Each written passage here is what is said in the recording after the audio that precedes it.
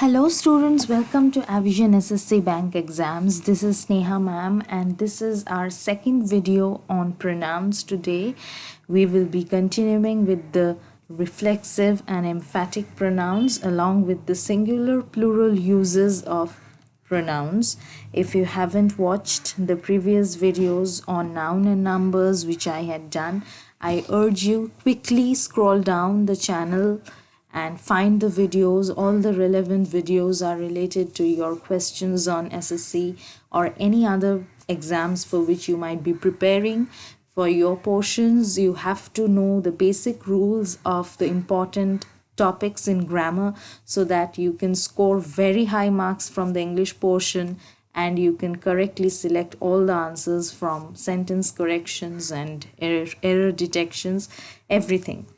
So without wasting much time, let us start with our today's topic, which is numbers in pronouns and reflexive emphatic pronouns, the differences in their uses, because these are the areas where students make most of their mistakes, and the questions are also framed from these portions to test that how far you know the exceptions and basic rules of using these.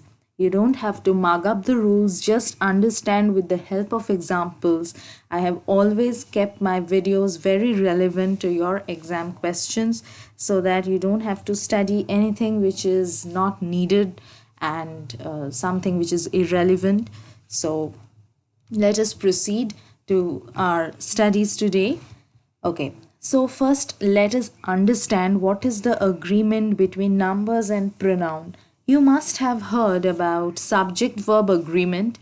So like that, where the verb has to agree with the subject in the sentence. So like that, the pronoun used should also have to agree to the nouns or pronouns in the sentence. We will deal with subject-verb agreement later in our series of videos. Today, as a part of pronoun, we will be talking about numbers and pronoun. So there are certain rules which I have written which are important for you to know in the usage of pronoun. Like yesterday we studied about the use of personal pronouns, right? I, you, he, she, them, themselves, all this. But there are some basic rules which are attached to them, and especially when numbers come in this concept of singular and plural, so things get a little different, right? So if a pronoun is used for collective noun, it is in singular if the idea that it presents is singular, if the idea that it presents denotes the collective noun as a whole. I've already told you that you should watch the previous videos which I had done on noun or numbers, noun and numbers, tenses and everything, verbs, all of that, right?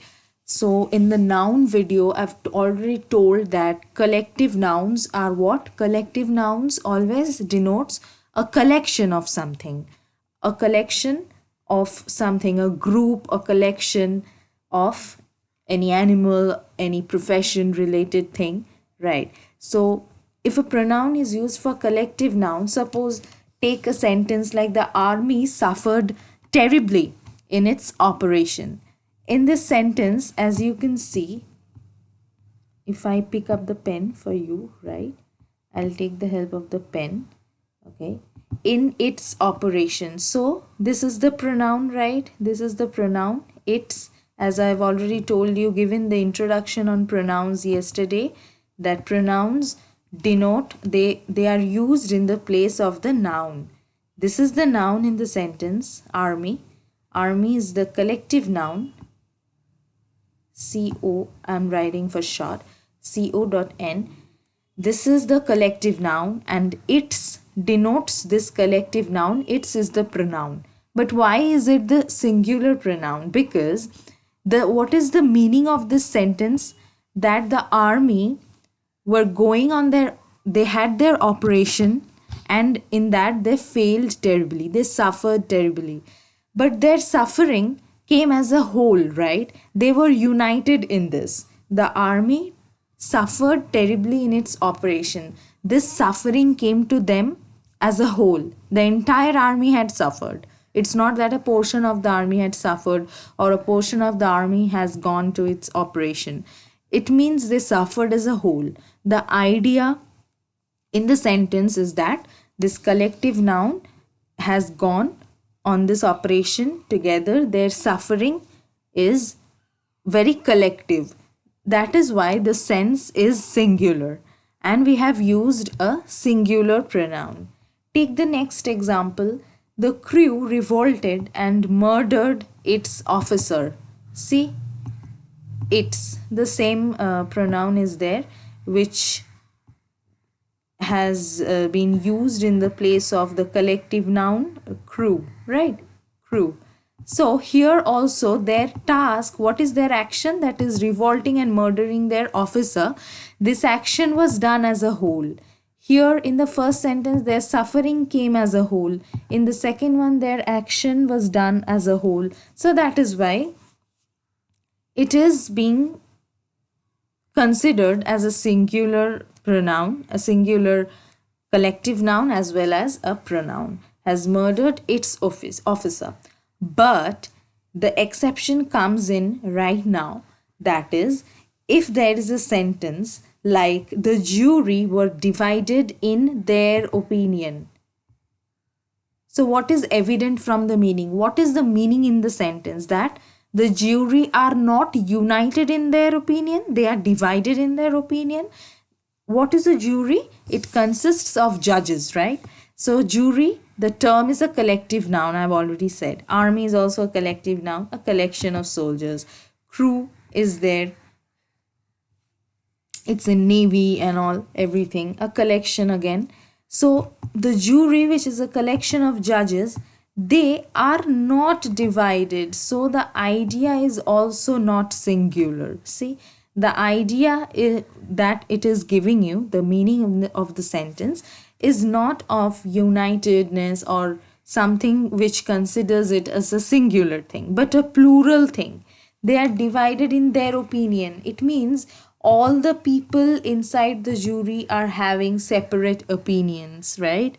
All the judges in the jury, which make up the jury, they are having separate opinions. That means plural.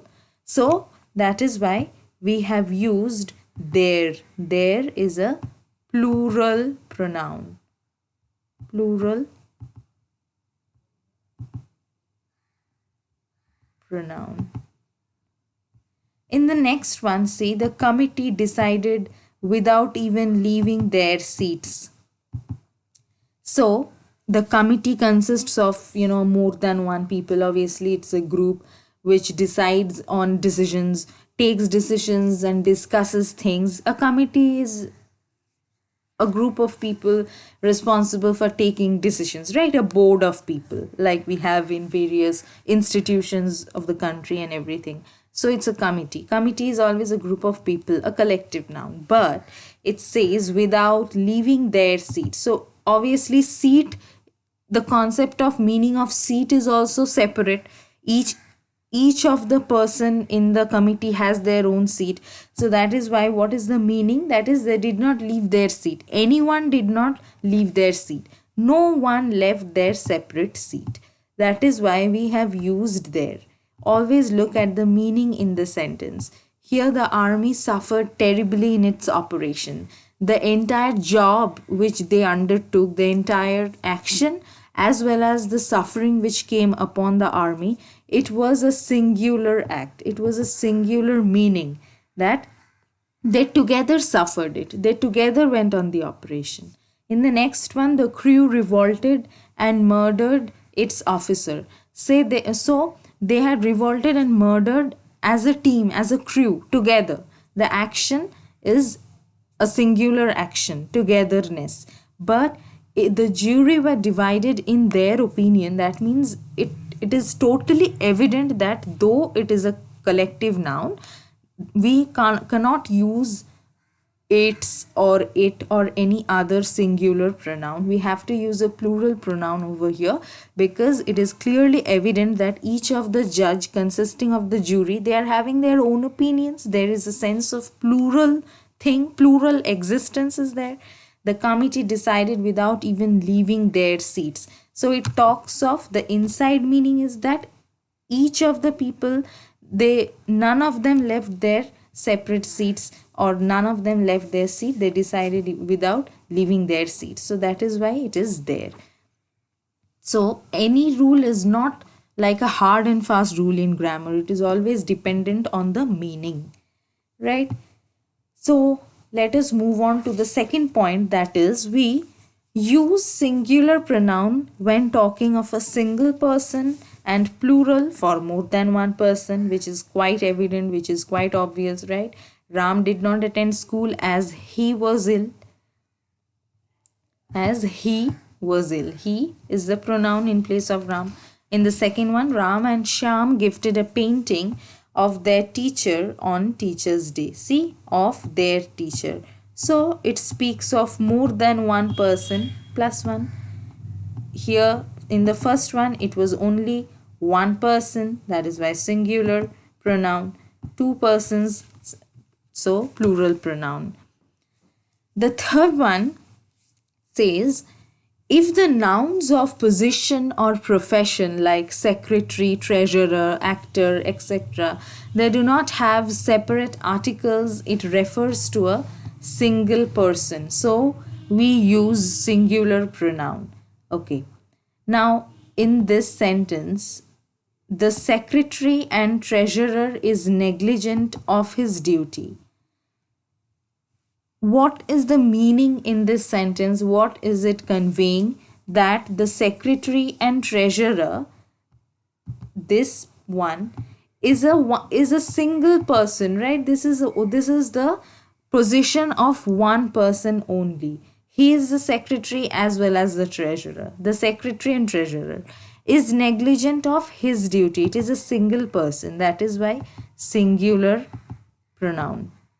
That is why singular pronoun. But take another sentence, right? Like both the secretary and the treasurer are negligent of their duty. See, there is an article, two articles. Each of the nouns, they are having separate articles. The secretary, the treasurer. Here, it was just the secretary and treasurer. It's not, that is, same person is both the secretary and the treasurer himself.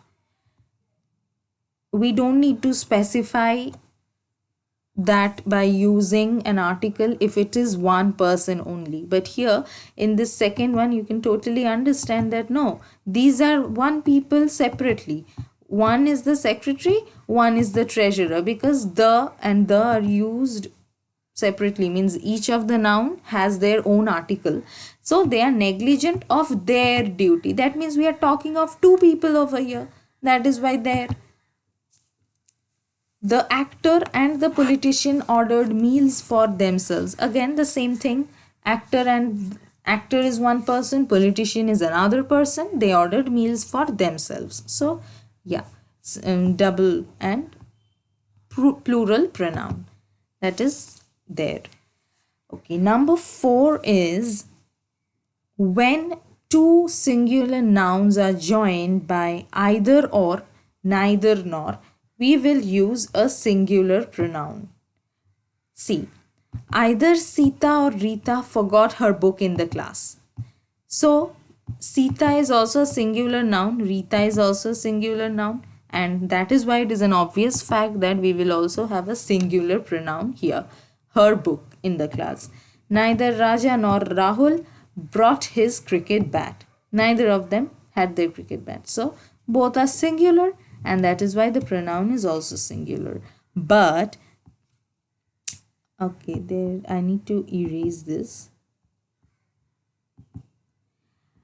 But if one of the nouns are plural, we will use a plural pronoun, right? That means either the manager or his assistants failed in their duty. Manager, I know, is singular, but assistants is plural. See, It's a plural thing. Failed in their duty. Automatically the pronoun becomes a plural pronoun. It is a plural pronoun.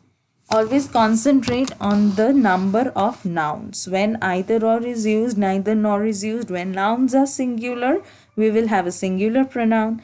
And if any of the nouns are plural, we will be having a plural pronoun.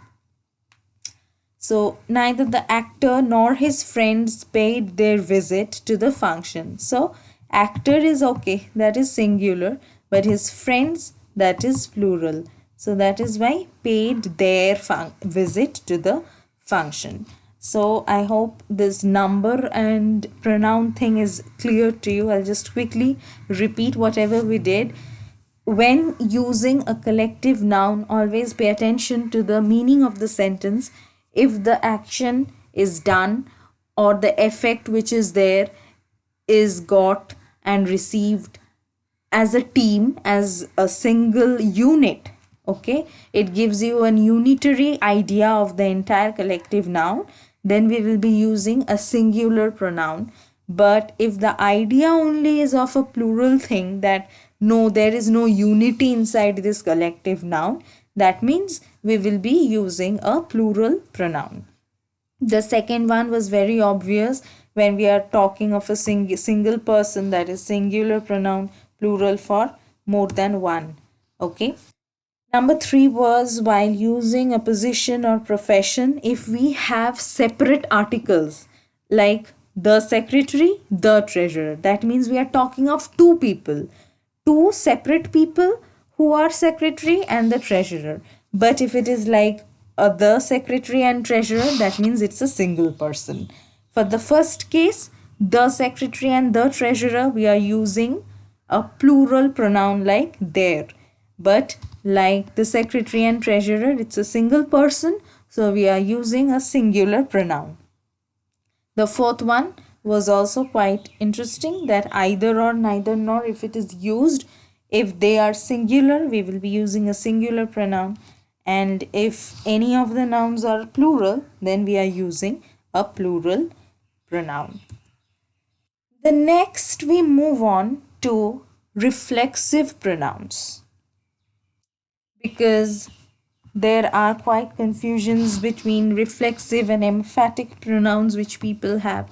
I will request the student to study these examples, these kind of sentences quite frequently, because they are very prone to make mistakes in these. See, look at the sentences like, I have arranged for the party myself. The pronoun is myself. She carried the luggage herself. Okay. The boy finished his homework all by himself. So these are the pronouns himself, herself, and myself. But why? What is the idea of the pronouns, and what kind of pronouns are these? These are reflexive pronouns. And what is their task? What is their function in the sentence? Number 1 is they refer or reflects back to the subject. Who is the subject in this sentence? I. I've always told who is the subject in a sentence, who does the action, right? Who is the active participant or doer of the action, that is the subject. So here I is the subject and myself is a pronoun which reflects back to the subject. Reflects to the subject, I. Myself is pointing to I. And the most interesting thing is, myself is the object in the sentence. Object of the sentence. In reflexive pronouns, this becomes the object of the sentence, but reflexing at the subject, which is itself actually. I have arranged for the party myself. She carried the luggage herself. Okay. Herself is pointing or reflexing back to the subject she. So let me write it here. She is the subject. Herself is the object. That is reflexing back to that. The boy finished his homework all by himself. Same thing. Himself is the object here, which is reflexing to the boy, which is the subject. For emphatic, now just I have changed the position of the pronoun and made it right beside the noun, which gives it a totally different meaning and a different classification of pronoun. The sentence goes as, I myself have arranged for the party. I myself have arranged for the party. She herself carried the luggage. The boy himself finished his homework. See the function, notice the change. Here it is putting an emphasis on the noun. What is the meaning of emphasis? Giving more importance. We usually say in studies to students that you should give more emphasis to this portion of grammar, or this portion of the exam. These are the subjects. So emphasis is importance or stress. So this myself, I myself have arranged for the party. This pronoun myself is putting an extra emphasis on the pronoun I, and it is usually used right beside the noun or pronoun. That is the basic difference between reflexive and emphatic pronouns. Emphatic pronouns put an emphasis on the noun or pronoun for the sake of putting importance, and for reflexive pronouns it is not like that. It just reflects back to the, it indicates, there is an indication, a reflection or reference. The remember, with reference and indication, I have arranged for the party myself. What is the task of this myself? Herself, himself, whatever. They are referring back to the subject. They themselves are the objects in the sentence, and they are referring back to the subject. Reflects, refer, indicate, whatever word you want to use and remember. They indicate or refer back to the subject. And for emphatic pronouns, the task is something else. It just emphasizes or gives more stress and importance on the noun or pronoun. Emphatic pronouns are usually said to be non-essential. And one thing should be remembered, that it all depends on the meaning, of the sentence. There is no set formula that okay, this pronoun will be used right after, and right after the noun or pronoun, and if it is not used right after the pronoun, that means it is not an emphatic pronoun. That is wrong, because if you take the sentence, he cut the cake himself. He cut the cake himself. What is the function or meaning of the sentence? This himself. What is the task? This is the pronoun here. Okay. This himself is putting an emphasis on he. It is emphasizing or putting more importance. That is why it is an emphatic one. But here in the second one, there is not much change. It is just he cut himself. What is the task? It is not emphasizing, but it is just reflexing. There is a lot of difference between reflexing and emphasizing. Emphasizing is giving more stress and importance, that he cut the cake himself. It is already, see, emphasizing that okay, he is the one who cut his cake or cut the cake. But in the second one, he cut himself. And one thing should be remembered is here it is this object. In the second one, himself is the object. But in the first sentence, what is the object? Cake. Cake is the object, not himself. In emphatic one, he cut the cake himself. The object is cake. And in the reflexive one, he cut himself is the object itself. Himself is the object. And he was the subject, as you know. So the object is reflecting to the subject. That is why it is the reflexive one. Now, why it is non-essential? Emphatic pronouns are non-essential. What is a non-essential thing in a sentence? If we remove that, there is no change in the meaning. We can make a sentence without that. It is not an essential portion of the sentence. It's not an indispensable word in the sentence that, okay, if I remove it, the meaning will be changed. If I remove it, remember, if you think that, okay, himself is not there, what is the sentence? He cut the cake. It is just simple. He cut the cake. I am still getting the meaning, and the sentence is still grammatically correct because it is normal, because only because the object in this sentence is cake. You usually cannot make a meaningful sentence without a subject and object. Subject, object, and verb, SVO, or subject, verb, and object, are the three important things in a sentence that has to be there. Anything other than that is almost non-essential, though it depends, but still, in this sentence, if we remove himself, we can do it without that. It is not an essential part. But in the second one, if we say he cut, we are not taking himself. If we remove it, he cut, then we don't get the meaning. So reflexive pronouns are an essential part of sentence only because it functions as the object in a sentence. Reflexive pronouns, the most important thing you have to look in a sentence to know whether it's a reflexive or emphatic, and whether there is an error in the sentence, and you can do a correction there, whatever related to your exam question. You have to see that whether it is the object. If it is the object, it is definitely a reflexive pronoun. The object here reflects or refers back to the subject, that is a noun or a pronoun, and that is why it is an essential part of the sentence. We cannot do without a reflexive pronoun. But for an emphatic pronoun, we can do without this because that is not the object in a sentence.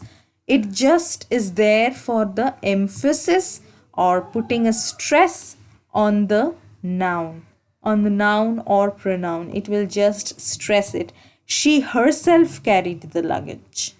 The boy himself finished his homework. It is already, you can understand if you spell the sentence on your own, that it is giving a stress on the noun boy, on the pronoun she. But in other cases where it is used reflexively, it will be itself the object of the sentence and reflect back or refer, indicate towards the subject. This is the basic difference between reflexive and emphatic pronouns. There are a lot of questions, some errors and sentence corrections are asked from pronouns, so they deliberately ask you from this myself, himself, herself, and position it wrongly. So you have to understand where the error is and how you can correct the sentence. Today we studied the two important portions, that is reflexive and emphatic pronouns, and also how to agree between pronoun and numbers, singular plurals, and reflexive and non-reflexive or emphatic pronouns. I hope up till this would be clear. If you watched the other videos, I hope you will be watching them so that all your queries on grammar, they get cleared and you get to know examples and why it is being used. The main thing to solve these questions are knowing the rules, knowing the exceptions, and the reason behind the usage of that kind of rules with the help of examples. Next day we will be continuing with the other set of pronouns, because pronoun is a quite big topic which cannot be completed in 1 or 2 days. It needs more than that. All kinds of sentences will be discussed, and I hope till this it is clear to you. And thank you, students.